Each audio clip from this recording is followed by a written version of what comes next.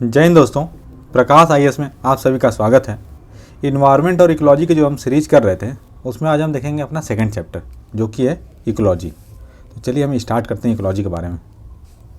तो जो इकोलॉजी है, ecology is a science that studies inter relationship between biotic and abiotic component of ecosystem on one hand and among organism on the other hand. तो इसका मतलब ये हुआ कि अगर कोई ऑर्गेनिज्म है, ऑर्गेनिज्म में आपका कुछ भी आ जाएगा, एनिमल आ जाएगा, प्लांट आ जाएगा, कुछ भी आ जाएगा। तो जो ये ऑर्गेनिज्म और उसके आसपास का जो भी इन्वायरमेंट है, तो उससे जो भी इसका चाहिए, एबायोटिक है मतलब सजीव है, निर्जीव है, या बायोटिक मतलब सजीव है, तो इन दोनों से इसका जो इंटर रिलेशनशिप होता है उसी को हम बोलते हैं इकोलॉजी बोलते हैं। इसके बाद जो इकोलॉजी है, ये जो शब्द डेराइव किया गया है ग्रीक वर्ड से, जिसका मतलब क्या होता है ऑइकोस। और इकोलॉजी को वैसे बोला जाता था पहले, इसके लिए वर्ड यूज किया जाता था ग्रीक में ऑइकोलॉजी, OIKOLOGY, ऑइकोलॉजी से बोला जाता था।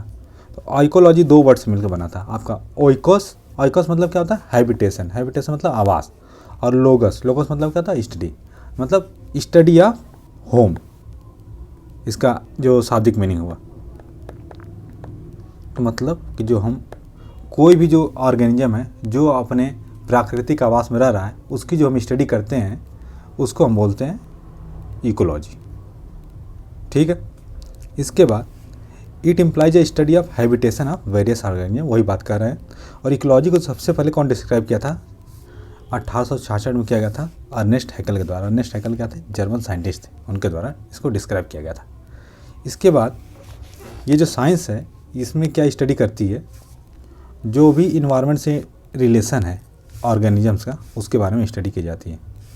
और इसमें क्या बताया गया है कि this science develop in a response, जो अवेयरनेस बढ़े inter relationship between plant, animal और उनका जो physical habitats, and how they make use of environmental resources including जो एनर्जी फ्लो हो रहा है और जो मिनरल साइकिलिंग हो रही है। आपने पढ़ा होगा ना कि अलग अलग cycle, nitrogen cycle, sulphur cycle, तो ये जो सारी और जो भी मिनरल्स की जो साइकिल होती है, और जो हमारा एनर्जी का फ्लो होता है एक एरिया, एक लेयर से दूसरे लेयर में जो भी ट्रांजिशन होता है, इन सारी चीज़ों के बारे में यह अवेयरनेस फैलाता है। जो हमारी ह्यूमन एक्टिविटीज़ हैं वो इकोलॉजी का जो इकोसिस्टम का जो हेल्थ है उसको काफ़ी ज़्यादा प्रभावित करता है। और जो हमारा जो पोल्यूशन हम जो कर रहे हैं, जो फॉसिल फ्यूल्स की वजह से या जो फैक्ट्री उनकी वजह से जो भी पोल्यूशन हो रहा है, वो क्या करता है कि जो हमारा फूड सप्लाई है, फूड सप्लाई के बारे में हम आगे पढ़ेंगे कि फूड वेव क्या होता है, फूड सप्लाई चेन क्या होती है उसमें, और जो स्पीसीज़ हैं उन सबको काफ़ी चेंज करते जा रहा है। और उसका इम्पैक्ट क्या पड़ रहा है कि जो इंटायर फूड वेव है उसमें इम्पैक्ट पड़ता चला जाता है। देखिए, एक अगर यहीं पर आपको एक मैं समझाना चाहूँ तो एक एग्जांपल है जो आपने देखा होगा कि जो वल्चर्स हैं, जो गिद्ध हैं, उनकी पॉपुलेशन इंडिया में धीरे धीरे काफ़ी ज़्यादा कम हो गई। और जो गिद्ध हैं वो एक फूड वेव का काफ़ी ज़्यादा इंपॉर्टेंट पार्ट है, क्योंकि उन्हीं को वही क्या करते थे, आपके जो भी जानवर मर जाते थे उनके जो मांस है उनको खाया करते थे। आज के समय क्या होता है कि अब जानवर जब मर जाते हैं तो ऐसे पड़े रहते हैं, बदबू करते हैं, कई सारी बीमारियां फैलाते हैं। और पहले जो गिद्ध हुआ करते थे तो गिद्ध क्या उनको खा जाते थे, तो जिससे मनुष्य कई सारी बीमारियों से बचा रहता था, बदबू से बचा रहता, और भी कई सारे फायदे। इसके बाद हम पढ़ेंगे कि इकोलॉजिकल फैक्टर्स क्या होते हैं। तो जो लिविंग ऑर्गेनिजम्स होते हैं वे कई सारे इन्वायरमेंटल फैक्टर्स से प्रभावित होते हैं। इन फैक्टर्स को अलग अलग नाम से जानते हैं, कुछ बोलते हैं इन्वायरमेंटल फैक्टर बोलते हैं, कुछ इकोलॉजिकल फैक्टर बोलते हैं, कुछ इको फैक्टर बोलते हैं। सारी बातों का मतलब एक है कि ये जो भी फैक्टर्स ऑर्गेनिजम्स, जो लिविंग ऑर्गेनिज्म है उनको जो इन्फ्लुएंस करते हैं उनको बोलते हैं इकोलॉजिकल फैक्टर्स। और ये जो फैक्टर्स हैं आपके, ये दो तरह के होते हैं। एक बायोटिक होते हैं मतलब जो सजीव होते हैं, और एक एबायोटिक होते हैं जो निर्जीव होते हैं। एबायोटिक में क्या आ जाएगा, जो निर्जीव चीज़ों में जो भी टेम्परेचर है, या जो सनलाइट आ रही है आपकी, या जो सॉइल का जो पीएच है, या जो वाटर है ऑर्गेनिज्म के बीच अंदर पाया जा रहा है, वो सारी चीज़ें आपकी एबायोटिक फैक्टर आ जाएगी, जिसके बारे में हमने पिछले लेक्चर में आपको बताया था। और बायोटिक फैक्टर कौन कौन से हो जाएंगे? फूड की अवेलेबिलिटी होगी, जो कम्पिटिटर्स हैं या जो पैरासाइट्स हैं, जिसको हम क्या बोलते हैं आपका परजीवी हैं, या जो प्रीडेटर्स हैं, परभक्षी हैं, ये सारे आपके बायोटिक फैक्टर्स के पार्ट होते हैं। इसके बाद जो इकोलॉजिकल फैक्टर्स हैं उनको चार पार्ट में डिवाइड किया गया। सबसे पहला हमारा क्लाइमेटिक फैक्टर। तो क्लाइमेटिक नाम से पता चला है कि क्लाइमेट से रिलेटेड होगा। इसमें क्या क्या आ जाएगा, आपकी लाइट आ जाएगा, temperature, rainfall, wind, humidity, pH, ये सारी चीज़ें क्या होती हैं, क्लाइमेटिक फैक्टर होती हैं। और अगर किसी भी एक या एक से अधिक किसी फैक्टर में कोई वेरिएशन हो रहा है तो उसकी वजह से जो भी ऑर्गेनिज्म है उनकी लाइफ स्टाइल और उनका जो डिस्ट्रीब्यूशन है, किसी हैबिटेट में, उस पर काफ़ी ज़्यादा असर पड़ता है। सेकंड हमारा जो है वो क्या है, टोपोग्राफी फैक्टर। तो मतलब उस जहाँ पे है उसकी टोपोग्राफी कैसी, उस प्लेस की, लाइक उसकी हाइट कितनी है, स्लोप कितना है, या माउंटेन है आसपास तो उसकी डायरेक्शन कैसी है, कि आपकी विंड वार्ड साइड है या ली वार्ड साइड है, या उसकी एक्सपोजर है या वैली है, ये सारी चीज़ें काफ़ी ज़्यादा अफेक्ट करती हैं। इसके बाद जो इडेफिक फैक्टर, इडेफिक मतलब क्या होता है, मृदा संबंधी जो चीज़ें होती हैं उसको बोलते हैं इडेफिक। तो इसमें क्या होगा, स्ट्रक्चर, फॉर्मेशन, कैरेक्टर, जो भी अलग अलग मिट्टियों की जो है, डिफरेंट डिफरेंट मिट्टियों की स्ट्रक्चर क्या है, फॉर्मेशन क्या है, ये सब सारी चीज़ें अफेक्ट करेंगे। Last but not the list जो बायोटिक फैक्टर्स हैं। तो जो बायोटिक फैक्टर्स हैं वो क्या, जो भी दो लिव ऑर्गेनिज्म रह रहे हैं उनके बीच का जो भी इंटरेक्शन हो रहा है उसकी वजह से क्या क्या अफेक्ट आता है।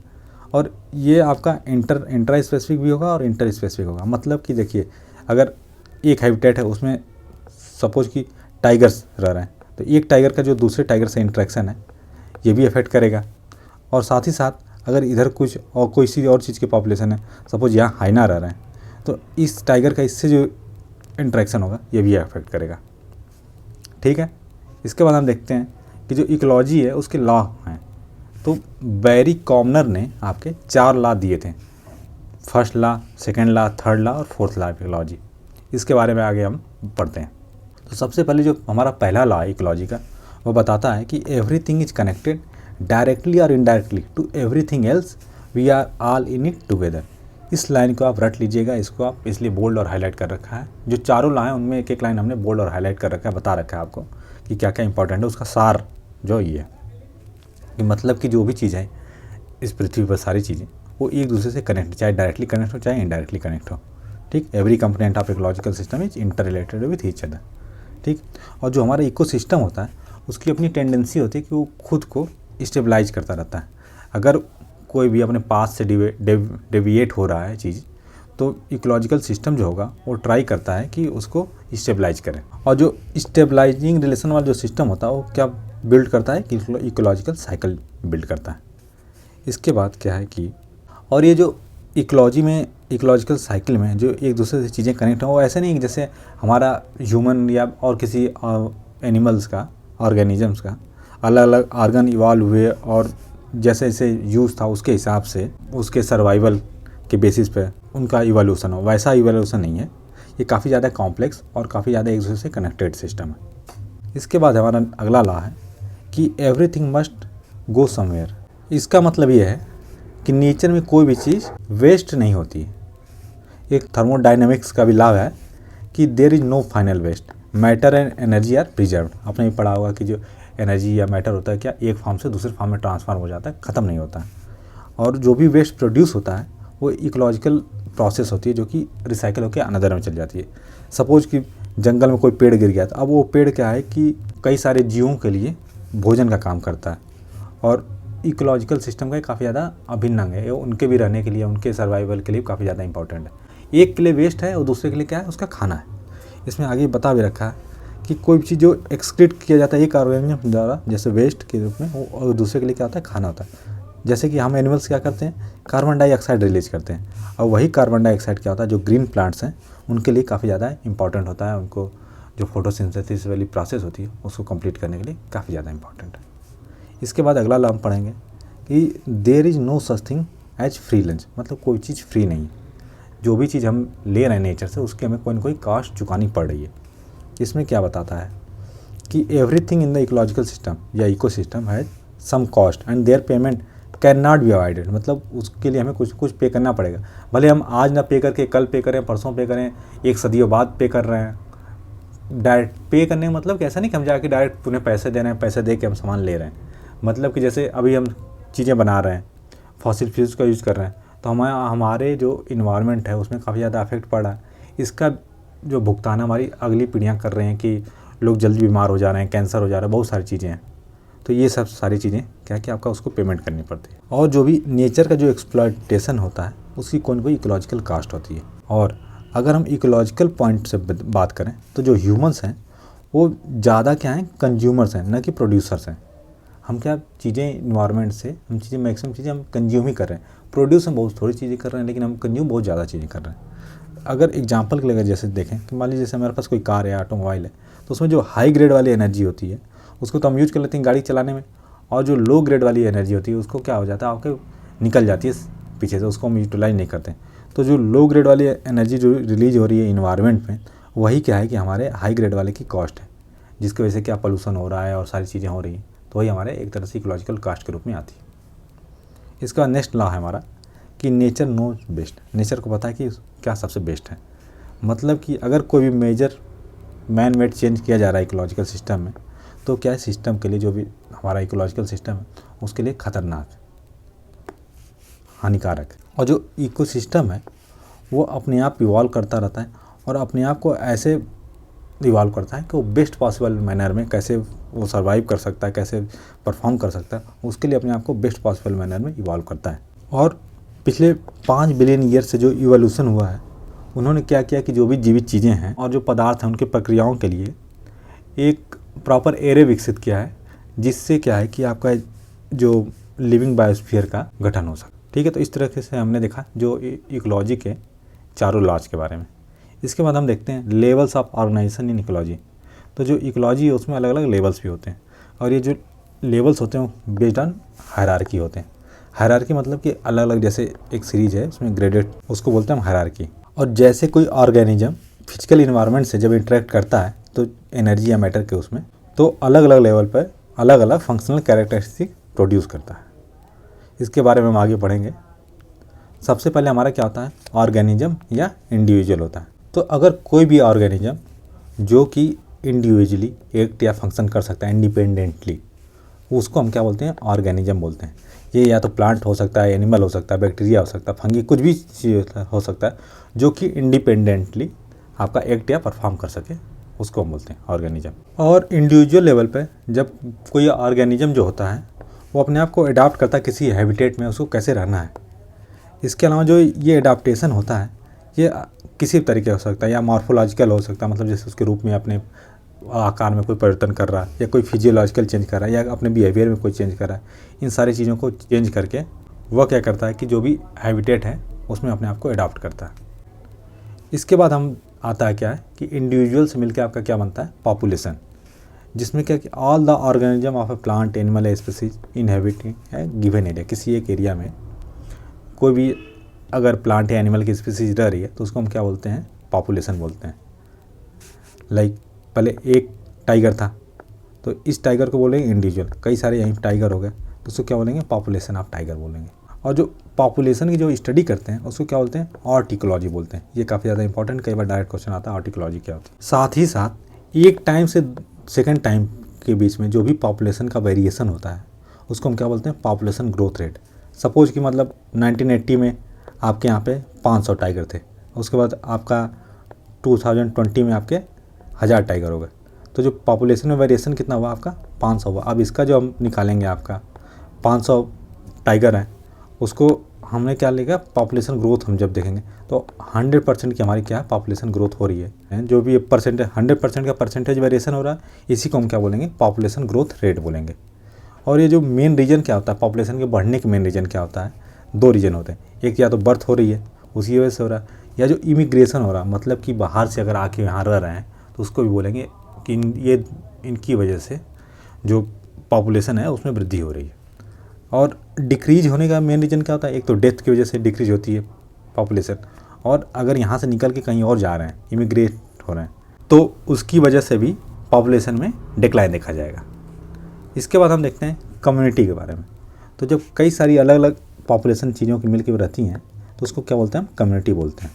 कम्युनिटी क्या होती है, असेंबलेज ऑफ पॉपुलेशन, मतलब कई सारी पॉपुलेशन को मिला के होती है जो भी स्पीसीज प्लांट एंड एनिमल की किसी एरिया में रह रहे हैं और एक दूसरे से इंटरेक्ट कर रहे हैं। देखिए पॉपुलेशन में क्या था आपका सिस्टम कि जैसे कई सारे टाइगर रह रहे हैं, टाइगर टाइगर टाइगर, तो ये टाइगर की पॉपुलेशन। यहाँ सपोज कोई बर्ड रह रही है तो बर्ड की पॉपुलेशन। अब कम्युनिटी में क्या होगा आपका कि एक है उसमें यहाँ टाइगर रह रहे हैं, इधर बर्ड रह रहा है, इधर हाइना रह रहा है, तो इनके बीच का जो आपस का इंटरेक्शन, इसको हम बोलेंगे कम्युनिटी हो रहा है यहाँ पे। ठीक, और जो कम्युनिटी की स्टडी होती है उसको हम क्या बोलते हैं, सिनिकोलॉजी बोलते हैं। और जो कम्युनिटी का नाम रखा जाता है, जो भी उसमें कोई डोमिनेंट प्लांट स्पीसीज है उसके नाम पर रखा जाता है। जनरली जैसे ग्रासलैंड, अब ऐसा नहीं ग्रासलैंड में सिर्फ घास ही घास होगी, वहाँ पे आपके श्रब भी हो सकते हैं, पेड़ भी हो सकते हैं, अलग अलग ऑर्गेनिज्म भी रह रहे हैं, लेकिन जो डोमिनेंट क्या है आपकी ग्रासलैंड है तो उसको ग्रासलैंड बोलते हैं। और किसी कम्युनिटी का जो कैरेक्टरिस्टिक होता है वो कैसे डिफाइन होता है कि जो अलग अलग जो पॉपुलेशन उस एरिया में रह रही हैं और जो रोल जो प्ले करें उनकी वजह से उसमें जो भी चेंजेज या आपको दिखाई दे रहे हैं, जो भी रिफ्लेक्ट हो रहा है, वही सारी चीज़ें क्या होंगी उस कम्युनिटी की कैरेक्टरिस्टिक को शो करती हैं। इसके बाद हम देखते हैं हैबिटेट क्या होता है। तो जो हैबिटेट आपको बताया, जहाँ पे भी कोई भी ऑर्गेनिज्म रह रहा है, वो क्या एनिमल हो सकता है, प्लांट हो सकता है, या कोई भी ऑर्गेनिज्म जो भी इन्वायरमेंटल एरिया जिसमें वो रह रहा है, उसको बोलते हैं हम हैबिटेट बोलते हैं। जनरली क्या है कि आपका पृथ्वी पर 4 तरीके के हैबिटेट पाए जाते हैं। एक लैंड है, एक फ्रेश वाटर, एक एस्चुरी और एक ओशन। और किसी हैबिटेट में जो पॉपुलेशन होती है वो क्या होती है कि जो प्लांट या एनिमल उस हैबिटेट में रह रहे हैं उसको बोलते हैं पॉपुलेशन। प्रेजेंट टाइम में जो बायोडाइवर्सिटी का लॉस हो रहा है काफ़ी ज़्यादा, क्योंकि जो हैबिटेट है उसका लॉस हो रहा है, जिससे की वजह से जो भी प्लांट या एनिमल है वो सर्वाइव नहीं कर पा रहे हैं। और इनका जो मुख्य कारण क्या है कि जो भी हमारे एंथ्रोपोजेनिक फैक्टर्स हैं वो हैं, जो मानव द्वारा की गई गतिविधियाँ हो रही हैं उनकी वजह से जो भी हैबिटेट का लॉस हो रहा है, उसकी वजह से क्या कि अलग अलग जो प्लांट है, एनिमल है, वो एक्सटिंक्ट होते चले जा रहे हैं। तो अगर हमें इनको प्रोटेक्ट करना है, जो भी बायोडाइवर्सिटी है या इकोसिस्टम उसको प्रोटेक्ट करना है, तो उसके लिए सबसे पहले हमें किसको प्रोटेक्ट करना पड़ेगा, जो हैबिटेट है उसको प्रोटेक्ट करना पड़ेगा। इसका सबसे बेस्ट एग्जांपल है आपका, देखिए जैसा कि आप सभी को पता है कि अभी रिसेंटली हमने चीता को अफ्रीका से लेकर आए, हम यहाँ पे नामीबिया से लाके भारत में रिलोकेट किए हैं। तो वो चीता यहाँ से क्यों एक्सटिंक्ट हो गया, क्योंकि जो उनका हैबिटेट था वो लॉस हो गया। चीता को दौड़ने के लिए, भागने के लिए लंबे लंबे ग्रासलैंड चाहिए, बड़ी जगह चाहिए। अब हमने क्या किया, जो भी ग्रासलैंड थे उनको कवर कर लिया, उसमें घर मकान बना लिए, बाकी सारी चीज़ें कर लिए, तो उनके लिए हैबिटेट तो बचा नहीं, जिसकी वजह से क्या हो गया, धीरे धीरे करते करते चीता एक्सटिंक्ट हो गया। तो अगर हमें उनको बचाना है तो सबसे पहले उनका घर बचाना पड़ेगा। जब उनका घर बचा रहेगा तो वो अपने आप ही बचे रहेंगे। ठीक है, तो इस तरीके से हमने देखा जो इकोलॉजी का चैप्टर था। अगर आपको हमारा ये वीडियो पसंद आ रहा हो तो वीडियो को लाइक करें, चैनल को सब्सक्राइब करें, और अगर आपको इसकी PDF प्राप्त करनी हो तो आप हमारे टेलीग्राम चैनल से जुड़ सकते हैं। धन्यवाद।